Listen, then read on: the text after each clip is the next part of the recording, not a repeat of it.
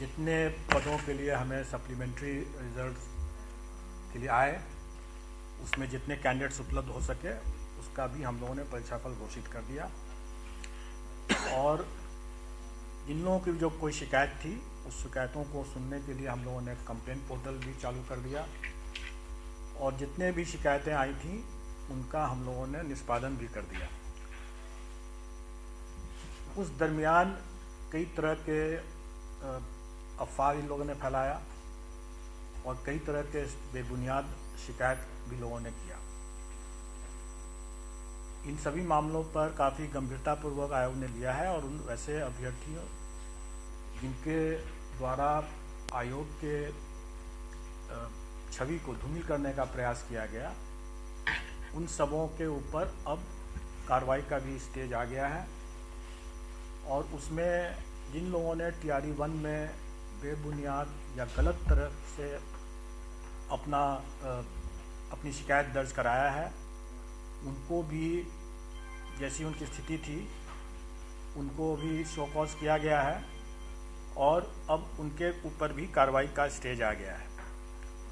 और आयोग ने यह निर्णय ले लिया है कि हम वैसे अभ्यर्थी जो कि दोषी पाए जाते हैं उनके दोष के अनुपात में उन्हें 1 साल से लेकर के 5 साल तक के लिए डिबार किया जाएगा।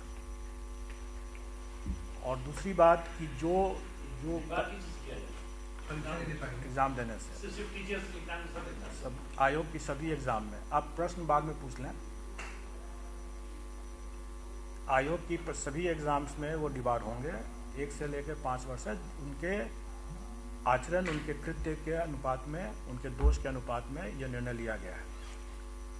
दूसरी बात कि जो लोग कदाचार करते हुए परीक्षा में पाए गए हैं उन लोगों के वो हम लोग जो मुन्ना भाई जैसे इसको कर रहे हैं लोग उन लोगों को आजीवन के लिए इसमें डिबार किया जा रहा है। और भविष्य में भी जो भी TRE 2 की परीक्षा में भी जो कदाचार करते हुए पकड़े गए हैं उसमें दोनों को ही जो मुन्ना भाई जो इम्पर्सनेशन जो किए हैं वो तो अभ्यर्थी शायद नहीं है, इसलिए वो उनको अगर आजीवन हम लोग अगर डिबार कर भी दें तो उनको ज़्यादा फर्क नहीं पड़ रहा है, इसलिए उनके ऊपर हम लोग कानूनी कार्रवाई भी कर रहे हैं और करते ही हैं। कई मामले में ऐसा होता है कि इम्पोस्टर जो होते हैं वो भी कहीं ना कहीं अभ्यर्थी रह चुके होते हैं या रहते हैं, तो वो आजीवन वो डिबार होंगे ही होंगे। उनके साथ साथ जिसके एवज में वो बैठा है वो तो अभ्यर्थी है ही, वो भी आजीवन डिबार होंगे। और ये चीज़ TRE 1 से ही लागू हो जाएगा और TRE 2 में भी इस चीज़ को हम लोग लागू करेंगे। और वही प्रक्रिया जो परीक्षा फल प्रकाशन होने के उपरांत जो किसी को भी कोई जेन्युइन शिकायत है तो उनको हम लोग शिकायत पोर्टल के माध्यम से उनकी शिकायत भी हम लोग सुनेंगे।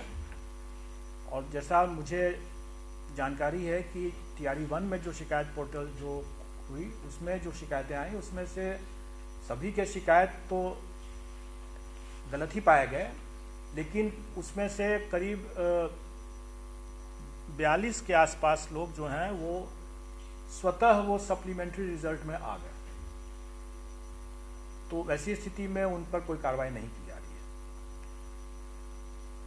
मैं समझता हूं कि जो शिकायत अगर किसी की जेन्युइन है तो उसका निराकरण भी जरूर होगा, लेकिन अगर शिकायत अगर कोई गलत करते हैं तो उस पर कार्रवाई भी होगी और कठोर कार्रवाई होगी। 1 से लेकर 5 साल तक का जो भी हम लोग ने डिपार्टमेंट का निर्णय लिया हुआ है वो उसमें भी लागू होता है। तो ये इस पृष्ठभूमि के हिसाब से हमारे लिए अब TRE 1 में अब हमारे पास कोई और वैकेंसी नहीं आई है, कोई और मामला नहीं आया है। शायद कुछ लोग का अभी हो सकता है कुछ छुटा हुआ मामला, अगर शिकायत पोर्टल से अगर कोई छुटा हुआ मामला अगर होगा तो हम लोग उसको 2-3 दिन का हम लोग अवसर देंगे ताकि हम लोग उसका भी निष्पादन शीघ्र कर सकें। और इसके साथ ही TRE 1 की सारी कार्रवाई हमारे स्तर से कंप्लीट होती है और शिक्षा विभाग के द्वारा जो डॉक्यूमेंट वेरिफिकेशन में जो भी संदिग्ध मामले होंगे उस पर शिक्षा विभाग अपनी कार्रवाई कर भी रही है। अब इसके बाद हम लोगों ने TRE 2 का जो अब रिज़ल्ट हम लोग अभी बना रहे हैं, TRE 2 का अभी कोई भी रिज़ल्ट बना नहीं है। इसलिए लोग इसको तरह तरह के लोग फिर से अटकलबाजी करने लगे कि हम लोग ये कब हो रहा है तो ये हो रहा है वगैरह। पहले भी लोग पहले कह रहे थे कि खरमास ख़त्म होने के पहले आ जाएगा वगैरह वगैरह। कई तरह के लोग अपनी, या फिर लोग कट ऑफ करने लगते हैं तरह तरह की बात।